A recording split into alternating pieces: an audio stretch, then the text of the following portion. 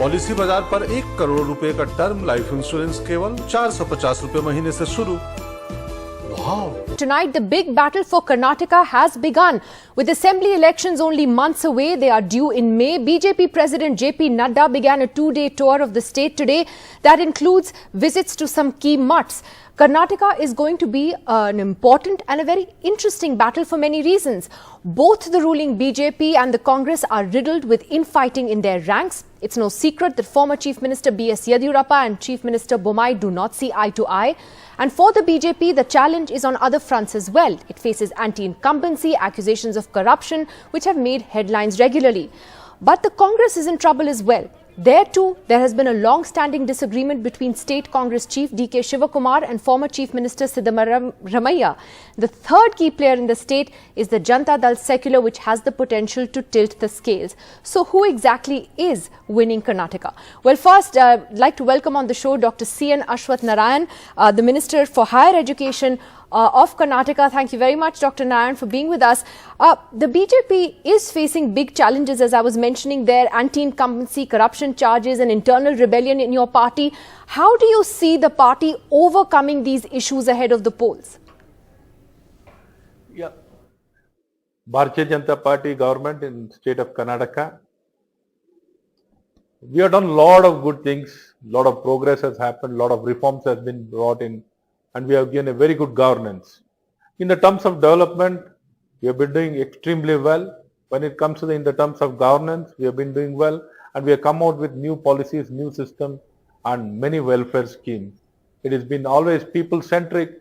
Normally, there is a tendency to make allegation, baseless allegation. So far, none of the opposition parties, they have made any allegation with any proof, any documentation. It is only based on hearsay or rumors or some kind of, false allegations have been made. So for not even once, they made any allegation on a right grounds. And we are the people who have brought back Lokayukta also, reinstated the powers what was withdrawn from the Lokayukta, it's been reinstated. The Congress party, they had withdrawn all the powers, whatever was given to the Lokayukta. They just wanted to create an alternative forum, ACB. To cover up their acts of omission and commissions, they wanted to just cover it up. They did whatever possible to cover up, and they wanted to ensure that nothing goes against them, even though they did a lot of corruption, the misuse of power, everything was done by them.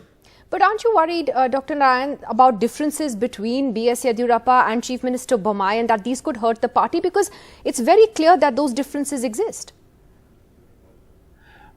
We don't have any difference. See, Basraj Bommai ji has grown under Yadurappa ji in our party, and he looks up to Yadurappa ji as a fatherly figure, and his guidance and his mentorship is there for all the leaders, especially for our Honorable Chief Minister. And I don't see any difference. It is only just, from outside, they're just trying to create this kind of narratives. There's a difference. They've been going together, they've been attending programs together, they've been addressing the programs together, they've been traveling together, they've been working together. All the time he visits Yadurappa ji, takes his guidance, and he's been working. So I don't see any difference. It is only a narrative been set by our opposition. They just want to make some statement, they just want to create some kind of confusion among the people. Well, what exactly is the BJP poll agenda going to be, if I could ask you that? Because there is a sense that polarizing issues are being deliberately raked up because, the party doesn't want to focus on anything else but that. Your state party president, Mr. Katir, controversially said this week, don't focus on roads but focus on love jihad. See, our government and our party, we emphasize more on a double engine sarkar. How Government of India and Government of Karnataka have been working very closely, how the central programs have been given topmost priority. When earlier government was there, even the Pradhan Mantri Kisan Samman Yojana was not implemented, Jal Jeevan Mission was not implemented. Like this, many programs which can make a huge difference or which can empower really the people, those kind of programs were not, implemented in a right spirit. Now with both the governments, the same party government being in power in state of Karnataka and as well as in center, it can bring a lot of synergy and bring in a lot of development in the terms of infrastructure. And BJP, if you look into it, see many reforms which was not done in the past 75 years with regard to the farm laws, with regard to the Revenue Act amendments, enabling and empowering a lot of farmers were put into a lot of inconvenience. So all these, the problems which are not resolved for many centuries and many years, those kind of issues were resolved under our government, and we are not into appeasement politics. The Congress has been always into appeasement politics. Right. Always they tend to, get Right, into but appeasement Dr. Narayan- politics.